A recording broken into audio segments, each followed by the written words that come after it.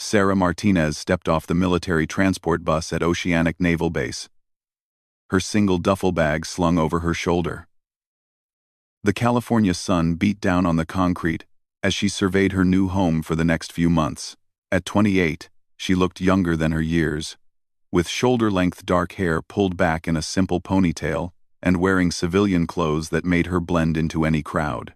The base buzzed with activity.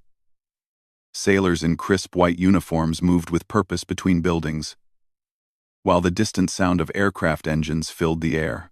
Sarah had specifically requested to arrive without fanfare, wanting to observe the base's natural operations before making her presence known in an official capacity. As she walked toward the temporary housing office, a group of petty officers near the commissary caught sight of her. Leading them was Petty Officer First Class Jake Morrison, a stocky man in his early 30s with an attitude that preceded him into every room. His followers, Petty Officers Rodriguez and Chen, flanked him like loyal dogs, waiting for scraps of attention. Morrison elbowed Rodriguez as Sarah passed. "Look what we got here. Fresh meat." His voice carried just loud enough for Sarah to hear, though she continued walking without acknowledgement. "Probably some contractor's daughter," Chen added with a smirk. "These civilian girls think they can just waltz around here like they own the place." Sarah's jaw tightened slightly, but her pace remained steady. She had dealt with this type of behavior before, though never while maintaining such a deep cover. Her real identity would have to remain hidden for the investigation she was conducting, but that didn't make the comments any less grating. At the housing office, a kind-faced yeoman named Patterson processed her paperwork. Sarah had been assigned a small apartment in the civilian contractor housing area, perfect for maintaining her cover story, as a new IT consultant brought in to upgrade the base's computer systems. "You'll find most folks here are pretty friendly," Patterson said, stamping her temporary ID card. "Though I'd steer clear of Morrison and his crew if I were you. They think they run this place." Sarah nodded politely, filing away the information. "I'm sure I'll figure out who's who soon enough." The next morning, Sarah made her way to the base cafeteria for breakfast, dressed in professional but casual attire. She had chosen a corner table where she could observe the daily interactions between personnel while reviewing files on her tablet. Morrison spotted her immediately. He whispered something to his companions before swaggering over to her table. His chest puffed out like a peacock. Well, the new girl decided to grace us with her presence." He pulled out a chair without invitation and sat down heavily. "I'm Morrison. I basically run things around here when the brass isn't looking. You'd do well to remember that." Sarah looked up from her tablet, her expression neutral. "I'm just here to do my job." "Yeah, what job is that exactly?" Rodriguez had joined them, leaning against the table. "Because, from where I'm sitting, you look like you're just taking up space that real military personnel could be using." A few nearby tables had gone quiet, sensing the tension. Sarah noticed several junior enlisted personnel watching nervously, clearly uncomfortable with Morrison's behavior but too intimidated to speak up. "I'm working on IT upgrades," Sarah replied calmly. "Nothing that should concern you." Morrison laughed harshly. "Everything on this base concerns me, sweetheart. See, civilians like you come and go, but people like me are what keep this place running. So here's some free advice. Stay in your lane. Don't get in our way. And maybe you'll make it through your little contract without any problems." The threat in his voice was clear, though carefully couched in language that wouldn't get him in serious trouble if reported. Sarah had seen this playbook before. Bullies who used their position and knowledge of military hierarchy to intimidate those they perceived as having less power. "I appreciate the advice," Sarah said, her tone remaining level. "I'll be sure to keep it in mind." Morrison stood up, apparently satisfied with what he interpreted as submission. "Smart girl. Come on, boys. We've got real work to do." As they walked away, Sarah heard Chen mutter, "Think she got the message?" "Oh, she got it," Morrison replied loudly enough for her to hear. "They always do." Sarah returned to her tablet, but her mind was already working on multiple levels. Morrison's behavior was exactly the kind of toxic leadership culture that had prompted her investigation. Reports had been filtering up through channels about intimidation, harassment, and abuse of power at Oceanic Naval Base.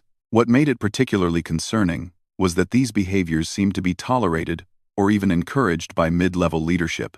Over the following days, Sarah established a routine that allowed her to observe the base's social dynamics while maintaining her cover. She attended the mandatory newcomer briefings, where she noticed Morrison and his crew often disrupted presentations with snide comments when senior officers weren't present. During lunch breaks, she witnessed them cornering junior personnel, especially women, with inappropriate comments disguised as friendly advice. One afternoon, Sarah observed Morrison's group surrounding a young female airman named Johnson near the base exchange. The airman looked visibly uncomfortable as Morrison invaded her personal space, gesturing wildly while telling what was apparently meant to be a humorous anecdote. "So I told the old man," Morrison was saying. "If he wanted real results, he needed real sailors. Not these affirmative action cases they're shipping in these days." His eyes were fixed on Johnson's face, clearly enjoying her discomfort. Johnson tried to step away, but Rodriguez moved to block her path. "Where you going, Johnson? Don't you want to hear the rest of the story?" I need to get back to work," Johnson stammered. "Work can wait," Morrison said. "See, this is what I was talking about earlier. No respect for the chain of command. In my day, when a senior petty officer was talking, you listened." Sarah had heard enough. She approached the group, her footsteps deliberate but not hurried. "Excuse me," she said politely. "I think you dropped this." She held out a piece of paper toward Johnson. Johnson looked confused but grabbed the lifeline Sarah was offering. "Oh, thank you. I was wondering where that went." The interruption broke Morrison's momentum, and Johnson seized the opportunity to escape. "I really do need to get back now. Thank you again," she said to Sarah, before hurrying away. Morrison turned his attention to Sarah, his expression darkening. "That was real smooth, consultant. But I don't remember asking for your help." "I was just returning something she dropped," Sarah replied innocently. "Right." Morrison stepped closer, trying to use his height to intimidate her. "Let me make something clear to you. I don't like civilians who don't know their place, and I especially don't like ones who interfere with military business. I didn't realize harassing junior personnel was considered military business," Sarah said, her voice still calm but with an edge that made Morrison pause. Chen laughed nervously. "Harassing? We were just having a conversation. Looked like a pretty one-sided conversation to me." Morrison's face flushed red. "You know what? I think you and I need to have a longer discussion about respect and boundaries. See, around here, civilians who cause trouble tend to find their contracts terminated pretty quickly, and I happen to know people who can make that happen." Sarah met his gaze steadily. "Is that a threat?" "It's friendly advice. Same kind I gave you before." Morrison's smile was cold.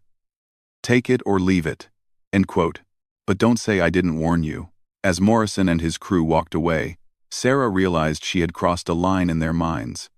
She was no longer just another civilian to be ignored or mildly intimidated. She had become a problem that needed to be solved.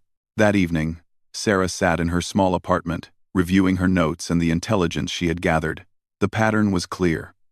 Morrison and his associates had created a culture of fear and intimidation that extended far beyond their official authority.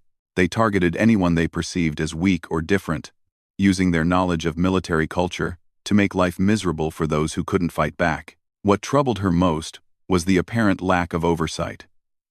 She had observed several incidents that should have resulted in immediate disciplinary action. Yet Morrison continued to operate with impunity. Either the chain of command was unaware of the extent of the problem, or they were choosing to ignore it. Her phone buzzed with a secure message from her real supervisor. "Status update requested. Timeline accelerated due to congressional interest." Sarah typed back carefully. "Target behaviors confirmed. Pattern more extensive than initially reported. Recommend continued observation before intervention." The response came quickly. "Understood. Maintain cover. Additional resources being positioned." Sarah closed the encrypted app and leaned back in her chair. She knew the next few days would be crucial. Morrison clearly saw her as a threat to his little kingdom, which meant he would likely escalate his tactics. The question was how far he would be willing to go, and whether he would expose the broader network of toxic leadership that enabled his behavior. Outside her window, the base settled into its evening routine. Lights came on in buildings across the complex as personnel finished their duties and headed home to families or barracks. To most observers, Oceanic Naval Base looked like any other military installation: professional, efficient, and dedicated to serving the nation's defense needs.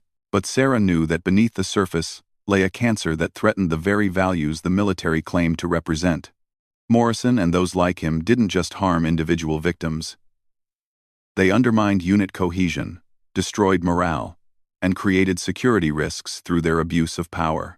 As she prepared for another day of observation and careful documentation, Sarah reminded herself why this investigation mattered.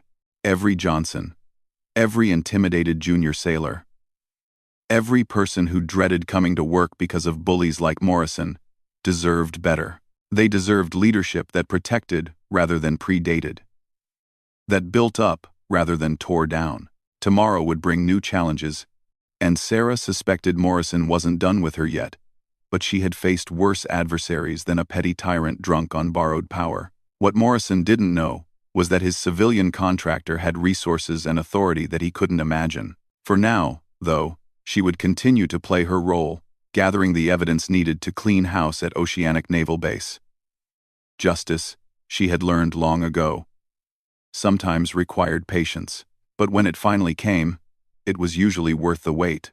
Sarah's alarm buzzed at 0500 hours, a habit from her real career that civilian contractors rarely maintained. She dressed quickly and headed to the base gym, knowing that most of the troublemakers would still be sleeping off whatever they had consumed the night before. The early morning workout gave her time to think and plan while maintaining the physical conditioning her actual job required. The gym was nearly empty except for a few dedicated fitness enthusiasts and some senior enlisted personnel preparing for upcoming physical readiness tests. Sarah chose a treadmill with a clear view of the entrance and settled into a steady pace. Halfway through her run, Master Chief Petty Officer Williams entered the gym. Sarah had been observing him for days, noting how Morrison and his crew suddenly became model sailors whenever Williams appeared. The Master Chief was old-school Navy, with the bearing of someone who had earned respect through decades of competent leadership rather than intimidation. Williams nodded politely to Sarah as he sat up at the weight rack. "Morning, ma'am. You're up early for a contractor." "Old habits," Sarah replied, maintaining her pace. "I find the gym's less crowded before the morning rush." Smart thinking. Williams began his workout with the methodical precision Sarah expected from a senior enlisted leader. "How are you finding the base so far? Everyone treating you well?" The question seemed casual, but Sarah caught the undertone of genuine concern. She made a quick decision to test the waters. "Mostly, yes, though I get the impression some people aren't thrilled about having civilians around." Williams paused between sets, his expression thoughtful. "Anyone in particular giving you trouble?"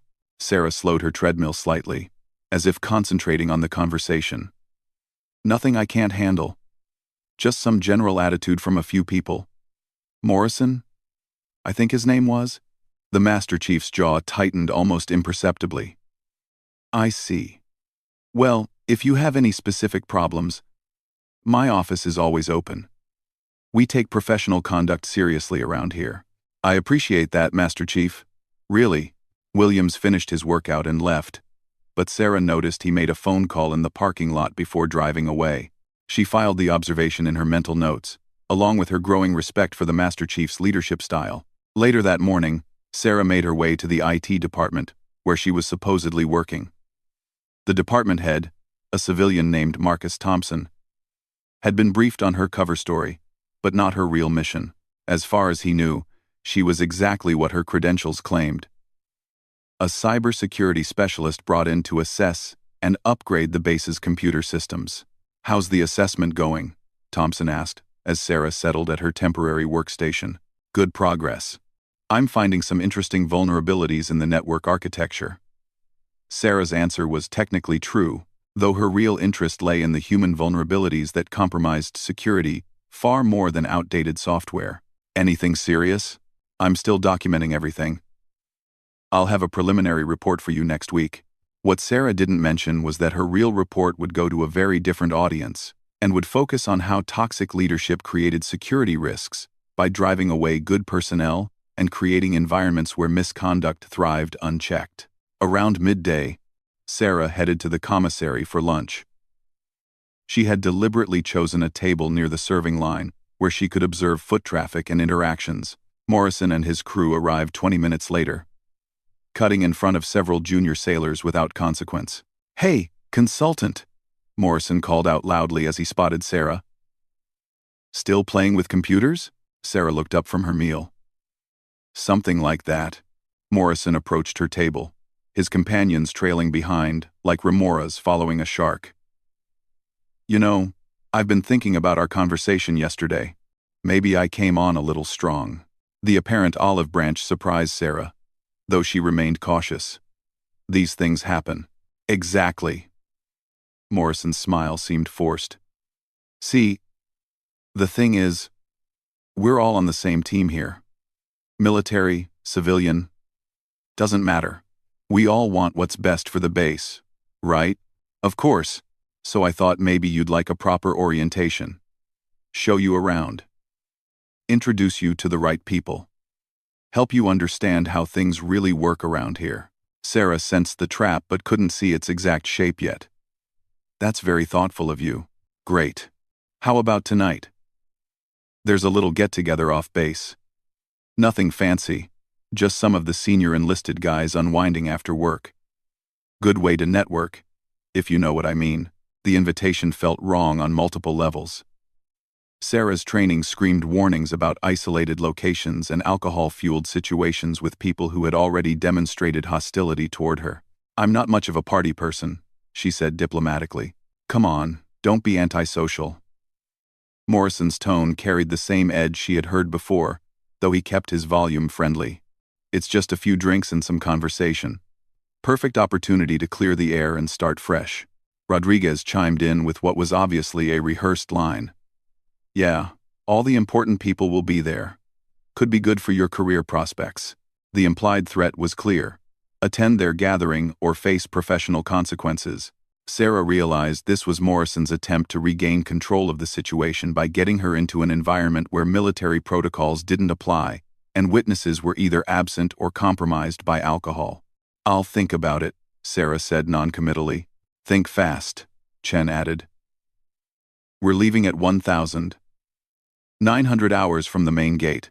After they left, Sarah sat alone with her thoughts. The invitation represented a significant escalation in Morrison's campaign against her. He was no longer content with public intimidation. He wanted her isolated and vulnerable. That afternoon, Sarah made a secure call to her handler from her apartment. "Target group attempting to isolate me off base. Request guidance on response. Negative on accepting invitation. Too many variables. Maintain current observation protocols." "Understood. What about backup surveillance if I decline?" "Already in place. Assets positioned to monitor their activities regardless." Sarah felt some relief, knowing she wouldn't be completely alone in whatever Morrison was planning. But she also knew that declining his invitation would mark her as completely uncooperative in his mind, likely triggering even more aggressive tactics. Evening came quickly. At exactly 1,900 hours, Sarah positioned herself at her apartment window with a clear view of the main gate. She watched Morrison's group gather near the guard shack, clearly waiting for her to appear. At 1,915, she saw Morrison pull out his phone and make a call. Even from a distance, his body language showed frustration and anger. He gestured aggressively while talking, then kicked at the ground before ending the call. 20 minutes later, they piled into 2 cars and left the base. Sarah noted the license plates and vehicle descriptions, knowing the surveillance team would track their movements throughout the evening. Her secure phone buzzed with a text. "Targets proceeding to off-base location. Audio surveillance authorized. Stand by for intelligence updates." Sarah settled in for what she expected would be a long night of waiting for reports about Morrison's activities. What she didn't expect was the knock on her door at 2,130 hours. Through the peephole, she saw Morrison and Rodriguez standing in the hallway. Both men showed clear signs of alcohol consumption, flushed faces, unsteady posture, and the artificial confidence that came from liquid courage. "Open up." "Consultant." Morrison's voice was loud enough to wake neighboring residents. "We need to talk." Sarah stepped back from the door, her hand instinctively reaching for the concealed panic button that would summon immediate military police response. But she hesitated, knowing that revealing the extent of her security measures would compromise her cover. "Sarah," Morrison pounded on the door. "I know you're in there. Your lights are on." She made a quick decision and called base security through normal channels. "This is Sarah Martinez, in Building C4, Apartment 217. I have 2 intoxicated servicemen harassing me outside my door. I need military police assistance immediately." "Copy that, ma'am," unit dispatched. "Stay inside and away from the door." Morrison continued pounding and shouting for another minute, before apparently hearing something that made him and Rodriguez retreat quickly down the hallway. Sarah heard car doors slam and engines start in the parking lot below. The military police arrived 10 minutes later, but Morrison's group was long gone. Sergeant First Class Davis took Sarah's statement while his partner examined the door for any damage. "You did the right thing calling us," Davis said. "This kind of behavior is completely unacceptable. We'll be following up with their chain of command first thing in the morning." "I just want to do my job without harassment," Sarah replied truthfully. "Ma'am, you shouldn't have to deal with this. Period. We'll make sure appropriate action is taken." After the MPs left, Sarah sat in her darkened apartment reviewing the evening's events. Morrison had escalated beyond intimidation to outright harassment, and he had done so while under the influence of alcohol. The incident would now be documented in official reports, creating a paper trail that would be difficult for his superiors to ignore. Her secure phone buzzed with an intelligence update. Targets observed at off-base establishment discussing plans to teach contractor a lesson. Audio suggests coordination with additional personnel. Recommend heightened security protocols. Sarah typed back.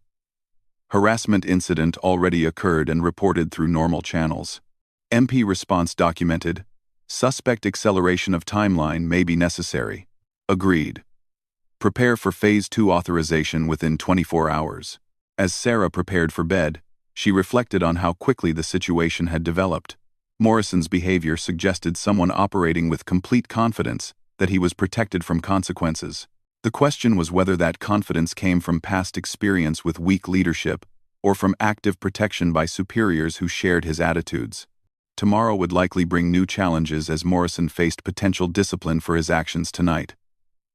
Sarah had observed enough toxic leaders to know that accountability often made them more dangerous, not less. Like cornered animals, they tended to lash out at whatever they perceived as the source of their problems. But Sarah also sensed that events were approaching a tipping point. Morrison's mask was slipping, revealing the true extent of his misconduct to people who couldn't ignore it. Master Chief Williams clearly suspected problems. The military police had documentation of harassment, and Morrison's own actions were providing the evidence needed to justify more serious intervention. The investigation had entered its critical phase, where careful observation would give way to direct action. Sarah's role was about to change dramatically, though Morrison had no idea what was coming for him. Outside her window, Oceanic Naval Base settled into its nighttime routine, unaware that the next day would begin a reckoning that had been years in the making. Justice moved slowly in military bureaucracy, but when it finally arrived, it was usually thorough and unforgiving. Morrison had made the mistake of believing that his small kingdom was untouchable. He was about to learn otherwise. The next morning brought unexpected developments that would change everything at Oceanic Naval Base. Sarah arrived at the IT department early, as usual, but found the building buzzing with unusual activity. Security personnel were stationed at various checkpoints, and several senior officers moved through the corridors with the purposeful urgency that typically preceded major inspections or investigations. Marcus Thompson approached her workstation looking confused and concerned. "Sarah, something big is happening. I just got word that there's going to be a base-wide formation at 1,000 hours. All personnel, including contractors. Any idea what it's about?"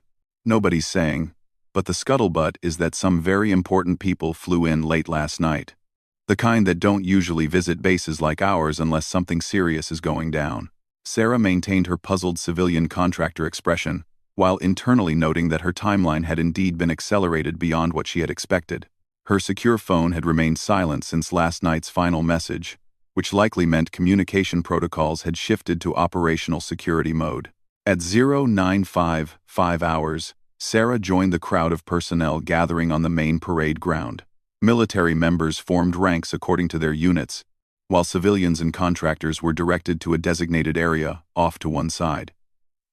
The atmosphere was tense, filled with the nervous energy that accompanied unexpected disruptions to routine. Morrison and his crew stood with their unit.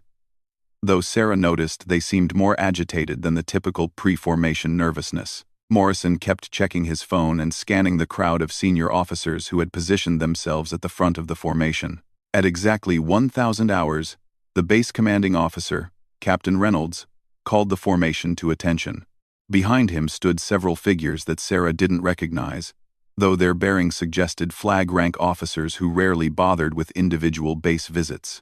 Personnel of Oceanic Naval Base, Captain Reynolds began, his voice carrying across the silent formation. I have been directed to introduce Rear Admiral Sarah Martinez, who will be conducting a comprehensive review of base operations, leadership practices, and organizational climate. Sarah felt the blood drain from Morrison's face, even from across the parade ground. She watched as his confident swagger disappeared, replaced by the terrified expression of someone realizing they had made a catastrophic mistake. Captain Reynolds continued, Admiral Martinez has been conducting preliminary observations over the past week in an unofficial capacity. Based on her initial findings, this review has been elevated to a formal investigation with full support from Pacific Fleet Command. The woman Morrison had been harassing, intimidating, and threatening was not only a flag officer, but one with the authority to end careers and bring criminal charges. Sarah could see him frantically whispering to Rodriguez and Chen, who looked equally horrified as the implications sank in. Admiral Martinez will now address the command. Sarah stepped forward, her demeanor completely transformed from the quiet civilian contractor of the previous week. She moved with the unmistakable confidence of someone accustomed to command authority, her voice carrying the crisp precision of decades in uniform. Thank you, Captain Reynolds. Over the past week, I have observed behaviors and practices at this base that fall far below the standards we expect from United States Navy personnel. I have witnessed harassment, intimidation, abuse of authority, and the creation of a hostile work environment that undermines mission readiness and violates our core values. The formation was completely silent, but Sarah could feel the weight of hundreds of eyes processing this revelation. She continued, This investigation will examine all aspects of leadership culture, with particular focus on the treatment of junior personnel, adherence to equal opportunity policies, and the enforcement of professional standards. Sarah's gaze swept across the formation, lingering briefly on Morrison's section. I want to be clear that this review is not about punishment for its own sake. It is about ensuring that every sailor, Marine, and civilian at this base can perform their duties without fear of retaliation, harassment, or discrimination. She paused, allowing her words to sink in before delivering the most important message. To those who have maintained professional standards and treated their subordinates with dignity and respect, you have nothing to fear from this process. To those who have abused their positions or created hostile environments, your actions will be thoroughly investigated and appropriate measures will be taken.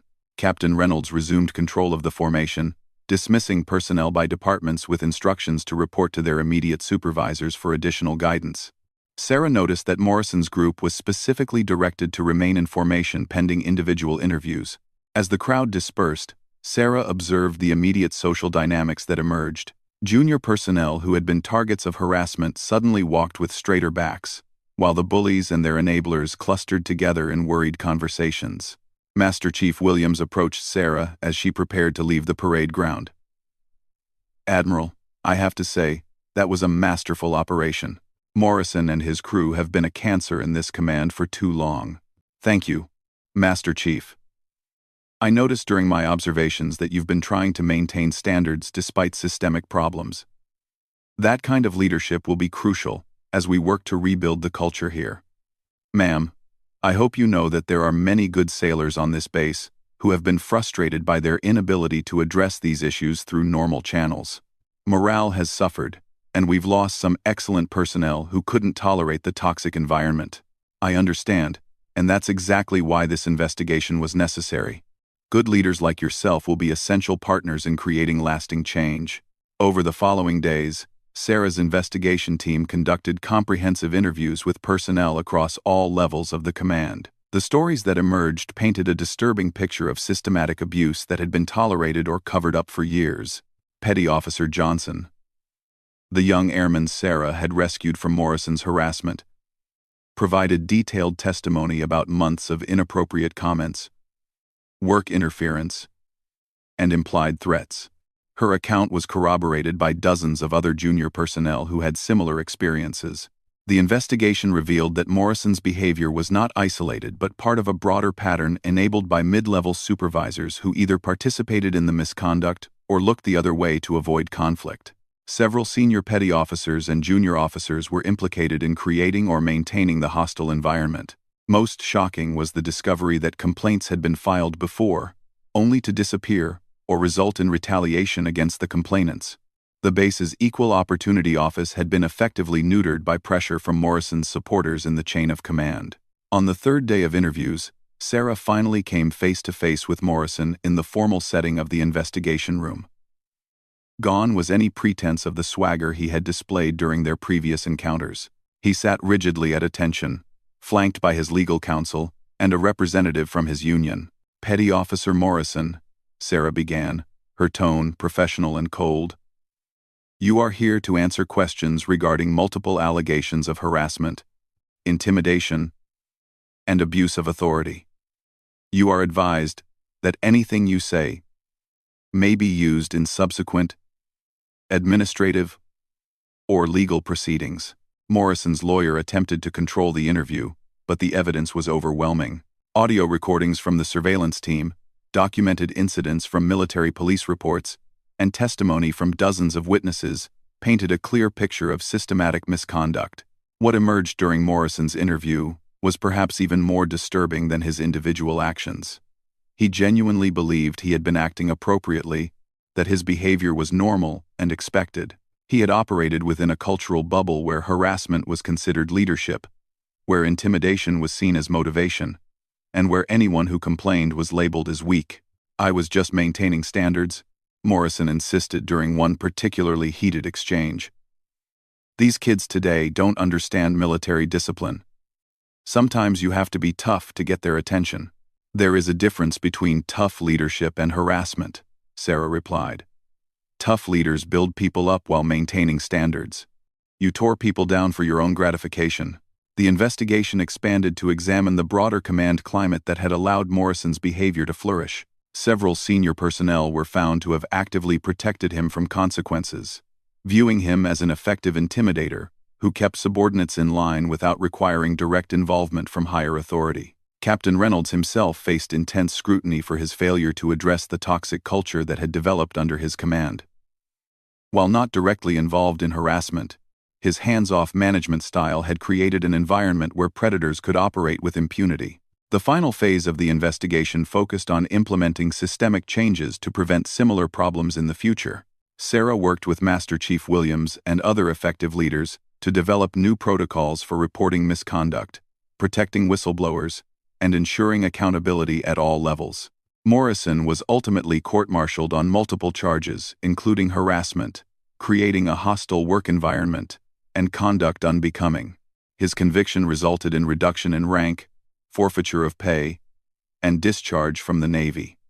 Rodriguez and Chen received administrative punishments that ended their military careers.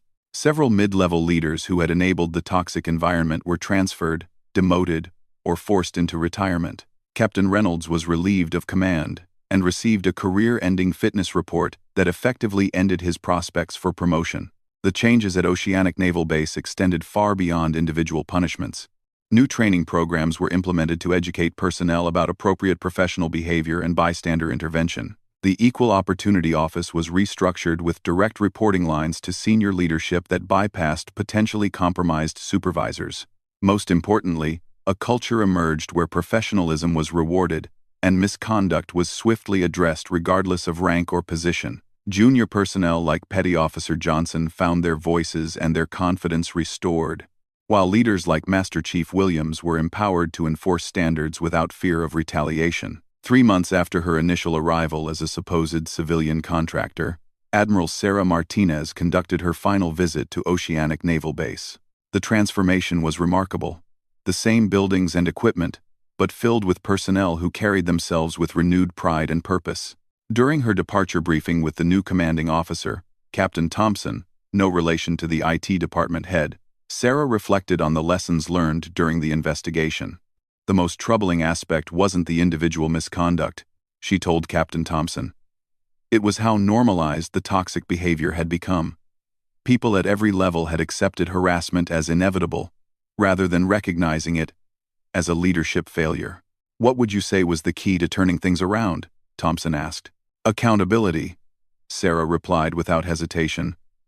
Not just punishing the obvious perpetrators, but addressing the enabling behaviors that allowed them to operate. Every person who looked the other way, every supervisor who failed to act on complaints, every leader who prioritized their own comfort over their responsibility to subordinates, they all contributed to the problem. As her car pulled away from Oceanic Naval Base for the final time, Sarah thought about the broader implications of what she had witnessed and corrected. The Navy's investigation procedures had worked, but only after the problem had been allowed to fester for years. How many good sailors had been driven away before action was finally taken? How many victims had suffered in silence because they believed the system would not protect them? The experience had reinforced her belief that effective leadership required constant vigilance against complacency and corruption. Organizations were living entities that required active cultivation of positive culture, not passive hope that problems would resolve themselves. Morrison had made the fundamental error of believing that his temporary authority made him untouchable.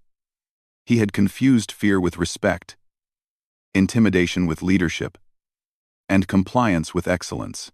In the end, his reign of petty tyranny had been brought down not by external force, but by his own overconfidence and cruelty. The young woman he had targeted as an easy victim had turned out to be his judge and jury. The civilian contractor he had attempted to intimidate was actually the flag officer with authority to end his career. His greatest act of hubris had been his final mistake. But perhaps the most important outcome was not Morrison's downfall, but the restoration of dignity and opportunity for the personnel he had victimized. Petty Officer Johnson went on to excel in her duties and was selected for advanced training. Master Chief Williams was promoted and became a mentor for leadership development throughout the fleet. The base itself became a model for professional excellence that other commands sought to emulate. Admiral Sarah Martinez had conducted many investigations during her career, but few had provided such clear evidence that individual courage and institutional accountability could overcome even deeply entrenched cultures of misconduct. The experience had reminded her why she had dedicated her life to military service. Not for the authority it provided, but for the opportunity to protect those who served their country with honor and deserve leadership that reflects the best of American values. Morrison had targeted the new girl, thinking she was vulnerable and defenseless. He had stopped cold when he learned she was the incoming base admiral, but by then, it was far too late to undo the damage he had inflicted on himself and others through years of toxic leadership. Justice had been patient, but when it finally arrived, it was thorough and transformative.